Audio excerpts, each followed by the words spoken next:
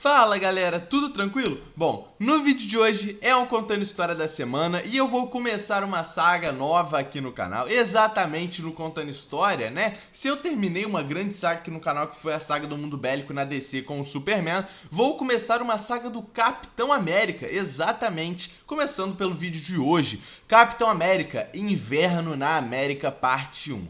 Bom, vou contextualizando vocês desse prólogo pra gente começar o Contando História de hoje com essa parte 1, né?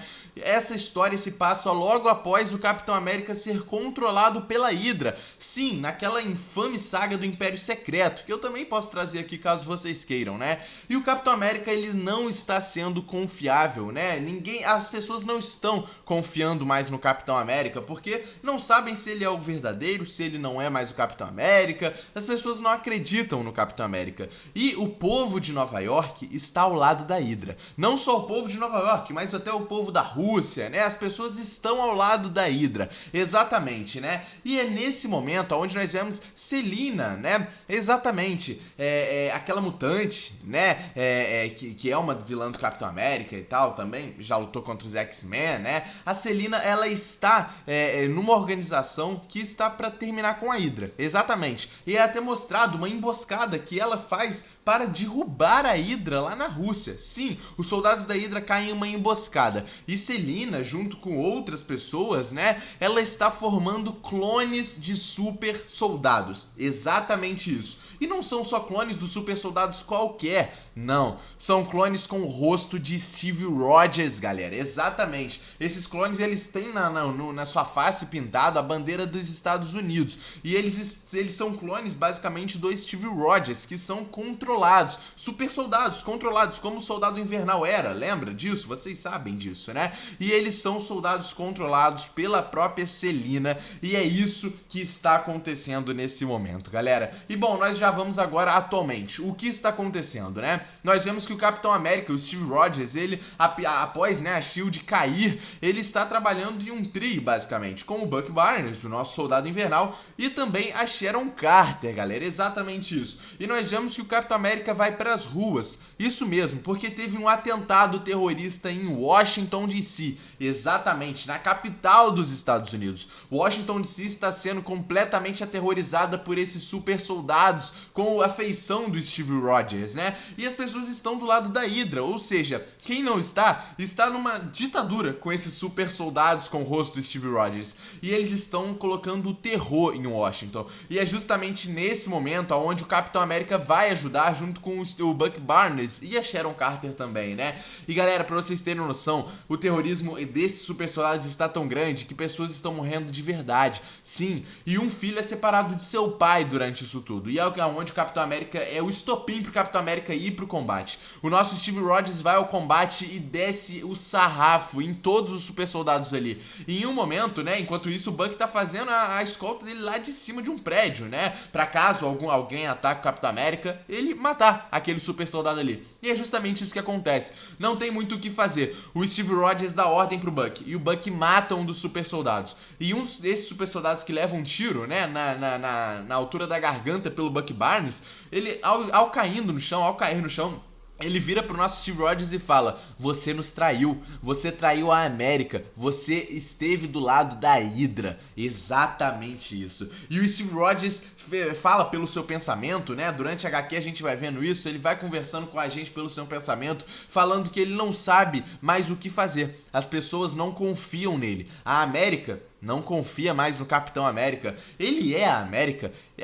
Esses super soldados que estão defendendo a América, estão defendendo a mesma América que o Capitão América, ele se questiona isso. E ele se questiona até sobre o próprio Bucky. O Bucky confia em mim? Será que o Bucky confia em mim? Será que a Sharon confia em mim? Caraca, cara, isso é muito doido. E o Capitão América não sabe nem se as pessoas confiam nele. E ele salva o pai daquele garotinho que tinha sido separado e deixa um pai junto com o filho novamente. E ele fala: isso aqui não é a esperança que eu tô dando para as pessoas. Apesar de eu ter salvado esse pai e ter juntado ele ao seu filho novamente, essa não é a esperança que eu tô dando para as pessoas. Olha para aquilo ali. E nós vemos um close em uma mãe com um olhar, um semblante abatido. E o capitão fala com nós, né, que estamos lendo: ela acabou de perder 2 filhas. eu não consegui salvar elas desse terrorismo aqui em Washington. Será que eu sou a esperança para as pessoas? Será que eu sou a América? Será que eu de verdade sou um super-herói? E ele se questiona pra caramba. Enquanto isso, Sharon Carter chega com os seus helicópteros para dar assistência médica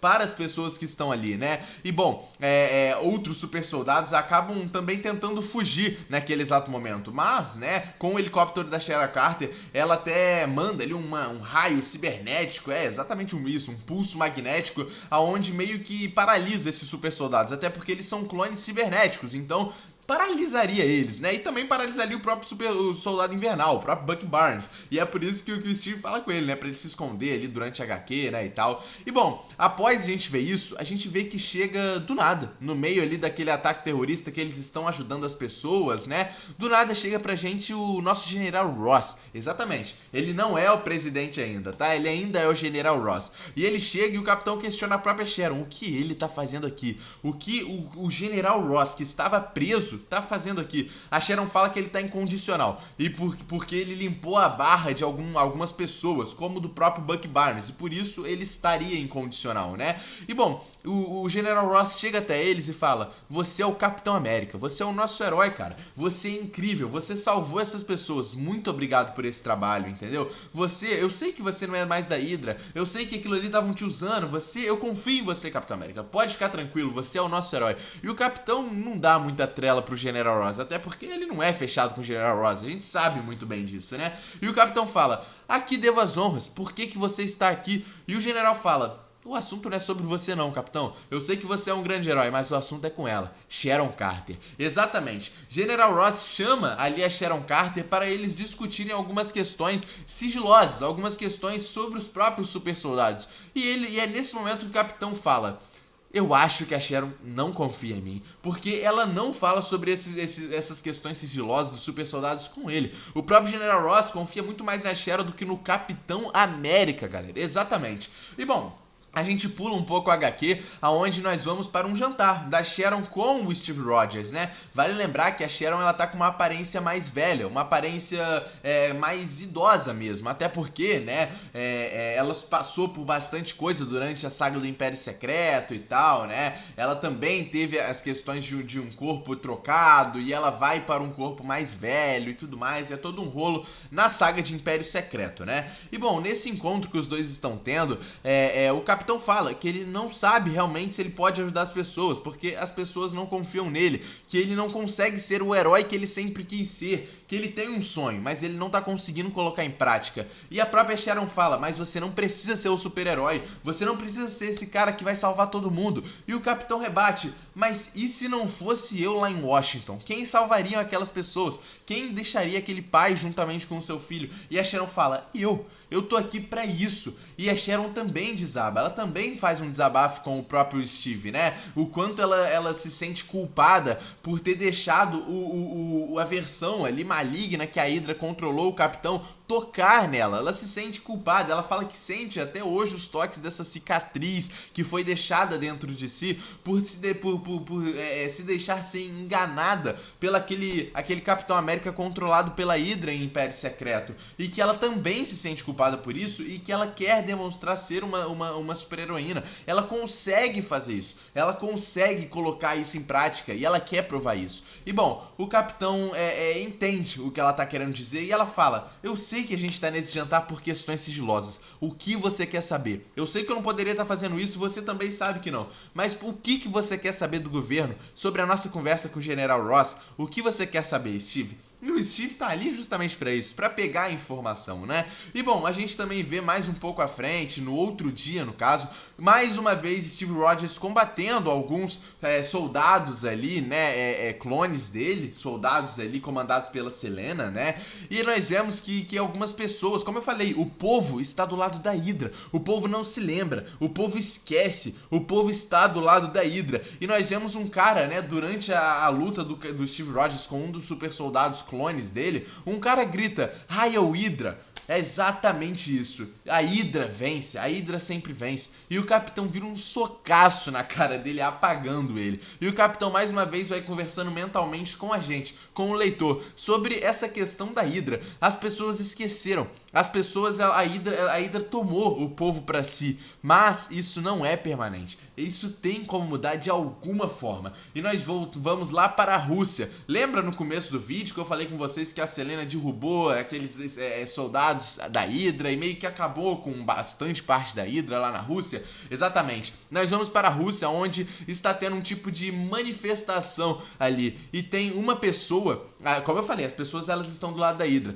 Tem uma pessoa em cima de um bunker, agachada, com os olhos vendados. E ela fala, né, abertamente ali para todas as pessoas que podem cortar a cabeça dela, que vai nascer outra no lugar, que é o lema da Hydra, né? E a Selena, que tá querendo acabar com a Hydra por qualquer custo, ela queima aquela pessoa ali na frente de todo mundo, na frente de todas as pessoas, e as pessoas entram em choque, porque as pessoas acreditam na Hydra, as pessoas estão do lado da Hydra. E como que a Selena faz isso, né? Como eu falei, a Selena é uma mutante, e um dos seus poderes é justamente esse, como se fosse queimar mesmo a pele com uma radioatividade, né? E ela faz isso em meio à praça pública, lá na Rússia, mostrando o poder que ela tem. E que se as pessoas não ficarem do lado dela, todos vão acabar assim, galera. E é assim que termina essa parte 1 de Inverno na América. Bom, eu tenho aqui a continuação e eu vou trazer pra vocês no Contando História da semana que vem. Comenta o que vocês acharam dessa parte 1, desse prólogo, né, também que nós tivemos.